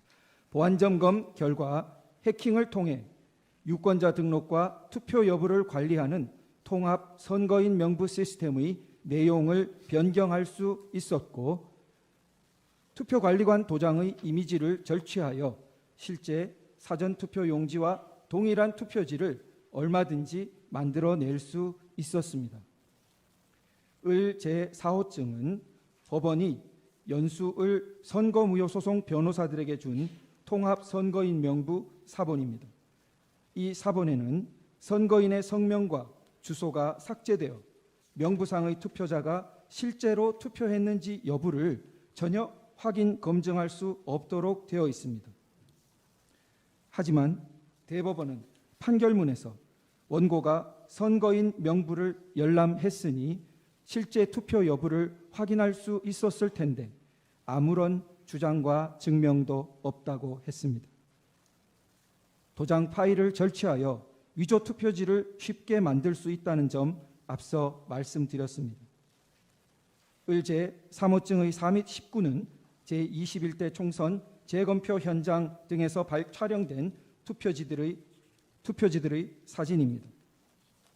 총 6곳에서 실시된 재검표 현장 등에서 신권다발처럼 빳빳한 투표지 묶음들이 수없이 나타났습니다. 정상적으로 기표한 후 접어서 투표함에 넣어 뒤섞인 투표지들이라고 전혀 볼 수 없이 인쇄소에서 재단되어 바로 옮겨진 것 같은 모양이었습니다. 을제 3호증의 4는 선관위가 홈페이지에 게시했던 영상물을 캡처한 사진입니다. 선관위는 개표장이나 재검표장에 신권다발처럼 빳빳한 투표지가 나온 이유로 원상태로 회복하는 기능을 가진 특수 재질 종이를 사용했기 때문이라는 영상을 올렸다가 내렸는데, 투표용지를 감정한 전문가는 그런 종이는 세상에 없습니다라고 증언한 바 있습니다. 그런데도 선관위는 다시 원상 복원 기능이 있는 종이라는 영상을 새로 올렸다가 비상계엄 이후 삭제하였습니다. 을제 3호증의 2는 인천 연수구 송도 2동 제6투표소에서 나온 투표관리관인이 뭉개진 당일 투표지들입니다. 위 투표소에서 나온 1974표의 당일 투표지 중 1000장이 넘는 투표지가 이런 상태였고, 그중 294표는 한 글자도 식별이 안 되어 무효표로 처리되었습니다. 선관위는 관인을 찍는 만년 도장을 적색 스탬프에 다시 찍어서 이렇게 됐다고 주장했으나 증인으로 나온 투표관리관은 해당 관인을 찍거나 이런 투표지에 대해 보거나 들은 적도 없으며 관인을 실제로 찍었던 2명의 투표 사무원 중 한 사람 역시 전혀 모르는 일이라 했다고 증언했습니다. 하지만 대법원은 진술서 한 장 반박 증거로 제출하지 않은 선관위의 해명을 그대로 인용했습니다. 을제 3호증의 11은 제21대 총선 영등포을 선거무효 소송의 원고 박용찬이 2020년 5월 투표지 보관 당시 찍었던 투표지 보관실 문고리 봉인 상태와 2021년 8월 재검표를 위한 검증 기일에 다시 찍은 문고리 사진을 비교한 것입니다. 봉인 테이프가 마무리된 각도, 판사의 도장 위치, 뒤쪽 봉인 테이프의 모습 등이 너무나 달라서 한눈에도 누군가 봉인을 뜯고 새로 붙였다는 것을 알 수 있었습니다. 원고 박용찬을 대리한 단체가 고발했지만 수사기관의 최종 결정은 범행을 저지른 성명불상자를 찾을 때까지 수사를 중지한다는 것이었습니다. 이상 서증요지 진술의 핵심은 국내외 주권 침탈 세력에 의한 거대한 선거 부정 의혹이 있었으나 선관위와 법원, 수사기관을 통해 제도적으로 해결되지 못하여 국가 비상 상황이 초래되었다는 것입니다. 이상으로 서증요지 진술을 마치겠습니다. 예, 이상의 증거 조사 결과에 대해서 쌍방의 의견이 있습니까? 우선 청구인 의견이 있습니까? 특별히 없습니다. 피청구인 의견이 있습니까? 예, 여러 가지 드릴 말씀이 있는데 잠시 휴정 후에 저희들 상세하게 말씀드릴 기회를 주시면 감사하겠습니다. 그리고 저희가 의제 83호증 동영상 부분이 있는데 재생할 수 있도록 허락해 주시면. 그거는 지금 증거가 채택이 안 되지 않았습니까? 그런데 지금 이제 동영상이 저쪽에서 그 재생이 됐기 때문에 공평하게 의미에서 아니 예. 그거는 공평한 거하고 다르죠. 증거 채택되어야 증거 조사를 할 수 있는 거는 법률에 속하는 거라서 그건 공평의 영역에 속하지 않습니다. 다음으로 피청구인에 대한 신문을 하겠습니다. 피청구인 본인께서는 그 자리에 계시면 되겠고요. 질문사항은 2개밖에 없습니다. 피청구인에게 진술 거부권을 고지해 드립니다. 질문 전체에 대해서 또는 개개의 질문에 대해서 진술을 거부할 수 있습니다. 신문이 예정돼 있지 않았던 상황으로 알고 있는데요. 제가 지난밤에 그 오늘 발언 기회를 줄 수 있느냐 협의할 때 분명히 말씀드렸습니다. 재판장께서 하시면 제가 2가지만 아는 대로 묻겠습니다. 말씀을 드리겠습니다. 네네. 네. 첫 번째 질문은 국가 비상 입법기구 관련 예산을 편성하라는 쪽지를 기획재정부 장관에게 준 적이 있으십니까? 저는 이걸 준 적도 없고, 그리고 나중에 이런 계엄을 해제한 후에 한참 있다가 언론에 뭐 이런 메모가 나왔다는 것을 기사에서 봤습니다. 근데 그 기사 내용도 조금 부정확하고, 그러면은 이거를 만들 수 있는 사람은 국방장관밖에 없는데, 국방장관이 그때 이제 구속이 돼 있어서 구체적으로 확인을 못했습니다.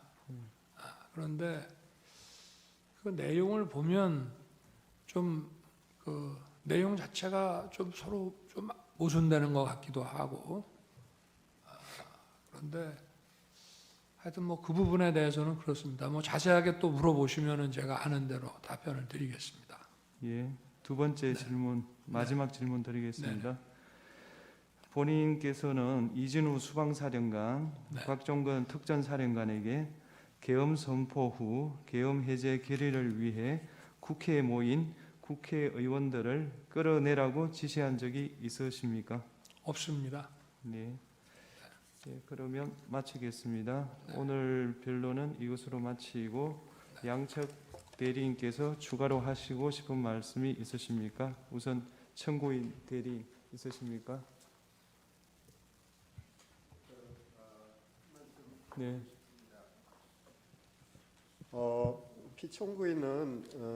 피청구인 측은 지난 2차 변론에서부터 다양한 부정선거 의혹에 대해서 제기하고 있습니다. 그리고 어제 오늘 선거 부정 논리를 뒷받침하는 다수의 증거와 증인도 신청했습니다. 하지만 대법원 및 사법기관 판단을 통해서 모두 근거 없는 주장으로 판단된 사안들에 대한 것입니다. 저희 청구인 측 대리인단은 피청구인 측의 선거 부정에 관한 주장은 아무런 근거가 없을 뿐만 아니라 이 사건 탄핵 심판의 쟁점이 아니라고 생각합니다. 가사 선거 부정이 있다고 해도 피청구인이 비상계엄을 선포한 것, 병력을 동원해서 국회에 침입한 것 등 이 사건 소추 사유를 전혀 정당화시킬 수 없습니다. 선거 부정의 사유는 피청구인 스스로 발표한 계엄 선포 사유에도 등장하지 않았습니다. 계엄 선포 도발에 실패한 이후에 비로소 자신의 행위를 정당화하기 위해서 그런 사유로 등장한 것입니다. 사실 선거 부정을 저지를 수 있는 가장 큰 위험을 가지고 있는 존재는 선거관리위원회가 아닙니다.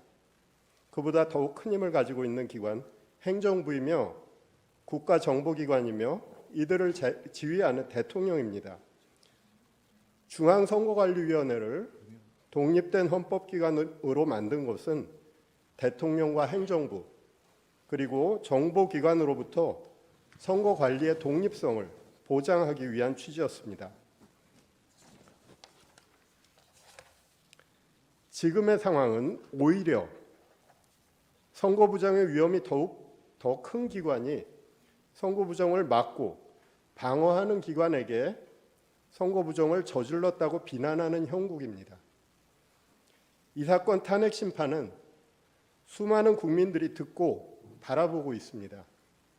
그래서 피청구인 측의 기이한 부정선거 주장을 그대로 방치하기는 어렵습니다. 국민들에게 미치는 해로운 영향 때문입니다. 선거 공정성은 우리 민주주의의 생명이며 핵심입니다. 그것을 함부로 쓰레기통 속에 구겨 넣는 주장을 방치한다면 우리 민주주의도 어느 순간 같은 운명에 처할 수밖에 없습니다. 우리 대한민국의 민주주의 헌정 질서를 보호할 필요가 있는 것입니다. 사람이 가득 찬 극장 안에서 불이야라고 소리치면 수많은 사람을 해칠 수 있습니다. 현재 대한민국의 국가적 혼란 속에서 선거 부정의 음모론은 우리 공동체 자체를 파괴할 수 있습니다. 최근 서울 서부지방법원에서 발생한 폭도들의 만행은 이와 유사한 무책임한 주장들이 초래한 결과라고 할 것입니다. 존경하는 재판장님, 재판관님, 선거 부정론은 사법부와 검찰의 판단까지도 믿지 못하며 객관성이 없는 무리한 의혹을 제기하는 집단의 일방적 주장입니다. 이 사건 탄핵 심판의 쟁점이 아닐 뿐만 아니라 탄핵 심판 이후 오랫동안 대한민국 민주주의를 해칠 수 있는 무책임한 주장입니다. 더 이상 선거 부정의 의혹 제기 그리고 그와 관련한 증거 신청은 적절하게 제한해 주실 것을 요청드립니다. 이상입니다. 예, 피청구인 하시고 싶은 말씀. 재판장님, 저희 청구인 증인 네. 다음 기일부터 이제 관련자들 증인 신문이 이루어질 텐데 김용현 증인은 뭐 변론으로 하더라도 나머지 증인들의 경우에는 피청구인이 군통수권자 지위에 있으면서 선언했던 이 계엄 선포 당시에 피청구인으로부터 여러 국회, 특히 국회 계엄 해제 요구 의결을 방해하기 위해서, 저지하기 위해서 구체적인 지시를 받았던 사람들이 여러 사람 있습니다. 이런 사람들이 증인을 하게 될 텐데 피청구인이 앞으로도 이제 심판정에 출석을 하게 되면 그 면전 상태에서는 사실대로 진술하기가 좀 어렵지 않을까 걱정이 됩니다. 그런 점을 고려하셔서 피청구인을 퇴정한 상태에서 신문이 이루어지게 해주시거나 그것이 어렵다면 적어도 피청구인과 증인이 직접 눈을 마주치지 않을 수 있도록 가림막 같은 걸 설치한 상태에서 증인 신문이 이루어질 수 있도록 해주시기 바랍니다. 예, 재판부 평의를 거치겠습니다. 피청구인 측 하시고 싶은 말씀 있으십니까? 탄핵 이 재판이라는 게 형사 소송 절차 준해서 하는 것이고 또 제가 지금 직무 정지된 상태이기 때문에 어떤 영향력도 행사할 수 없습니다. 그리고 이 사건 내용을 제일 잘 아는 사람은 바로 피청구인인 대통령 저 자신입니다. 그래서 그런 주장은 좀 이해가 좀 안 되고요. 아까도 이런 부정선거 의혹이 음모론이라고 하시고 계엄을 정당화하기 위한 거라고 사후에 만든 논리라고 하셨는데 이미 계엄을 선포하기 전에 이런 여러 가지 그 어떤 선거의 공정성에 대한 그 신뢰에 좀 의문이 드는 것들이 많이 있었고 또 2023년 10월 국정원의 그 선관위 그 전산 장비의 아주 극히 일부를 점검한 결과 문제가 많이 있었기 때문에 부정선거 자체를 색출하라는 것이 아니라 선관위의 전산 시스템을 전반적으로 스크린할 수 있으면은 해봐라. 어떤 장비들이 있고 어떤 시스템에 의해서 가동이 되는지 그런 것이기 때문에 저희가 무슨 선거가 전부 부정이어서 믿을 수 없다 하는 그런 음모론을 제기하는 것이 아니라 팩트를 확인하자는 그런 차원이었다는 점을 이해해 주시기 바랍니다. 네. 네, 말씀 잘 들었습니다. 더 하시고 싶은 이야기는 없으시죠? 예, 그러면 제3 재판님 하나만 좀 추가해야 되겠습니다. 네. 지금 아까 우리 청구인께서 그 대통령 그 당시 집권 여당이 대통령 하에서 치러진 우리 지금 피청구인이 대통령이 지휘해서 치러진 선거에 대해서 부정이 뭐 없고 책임은 이쪽에 대통령이 있다고 말씀하셨는데 조만간 이번 취임한 트럼프 대통령이 2020년 미국 대통령 선거가 그 당시 트럼프가 재임 기간 중인데 그때의 선거 부정에 대해서 조만간 미국에서도 미국 스스로의 어떤 조사 결과가 나올 겁니다. 그러니까 그게 꼭 대통령이라고 해서 독립적인 선거가 이루어지고 있는 선거관리기구에 대해서 모든 걸 다 통제하는 건 아니기 때문에 어떤 문제점은 발생할 수 있고 국민들은 거기에 대해서 많은 의구심이 있고 지난 4년간 이런 것들에 의혹이 제기되고 있고 더군다나 국정 보안 서버 점검 결과 문제가 있다고 했기 때문에 대통령으로서는 그 문제를 점검을 하고자 하는 것일 뿐이지 저희 피청구인 대통령께서 선거 부정이 있다고 단정해서 하는 것은 아니라고 하는 것을 다시 한번 말씀을 드리고 그리고 계엄 선포 이후에 이루어진 과정에 비춰 보면은 사후에 그 어떤 변명을 추가하는 것이 아니고 국정의 안정을 위해서 그 선포할 때부터 대통령께서 점검하고자 하셨던 항목임을 다시 한번 말씀을 드립니다. 절차에 대해서 조금 말씀드리고 싶습니다. 네. 그 저희가 오늘은 피청구인 측은 을 1호증부터 5호증 내지 8호증 정도까지밖에 서중요지 진술을 하지 못했는데 지금 제출은 저희가 92호증까지 이렇게 많이 추가 제출되었습니다. 그 부분 그 증거 조사에 대해서 일정을 언제 할 수 있는지 조금 내일 체부에 대해서 저 증거 인부에 대해서 의견서를 내시면 모레 평일을 할 수가 없어서 지금 제 생각으로는 일부는 1월 23일 대부분은 2월 3일 날 체부를 결정할 것 같습니다. 체부입니까? 아니면 조사입니까? 왜 체부 그러니까 채택이 되면 바로 그날 조사하니까요. 예. 같은 날이라고 보시면 되겠습니다.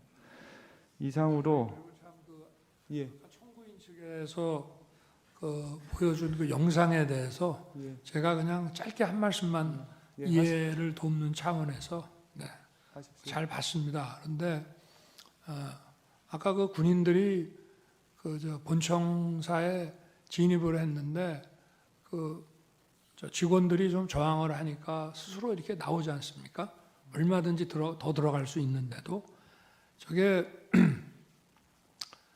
이 점을 좀 국회의 의결을 방해했다는 얘기를 자꾸 소추인 측에서 또 지금 민주당에서 하고 있는데 저는 그런 말씀을 하나 드리고 싶습니다. 가사 그러면 12월 3일, 4일 그 밤에 그 내려진 의결을 군을 투입해서 방해했다고 한다면은 그럼 그걸로 이제 더 이상 계엄 해제 요구를 못하고 계엄이 쭉 그냥 가는 것이냐? 저는 그렇지 않다고 봅니다. 대한민국에서 국회와 언론은 대통령보다 훨씬 강한 초갑입니다. 만약에 제가 무리를 해서 계엄 해제 요구 의결을 못하게 한다 해서 국회 아니라 다른 장소에서도 할 수 있고 그 이후에 얼마든지 계엄 해제 요구를 할 수가 있습니다.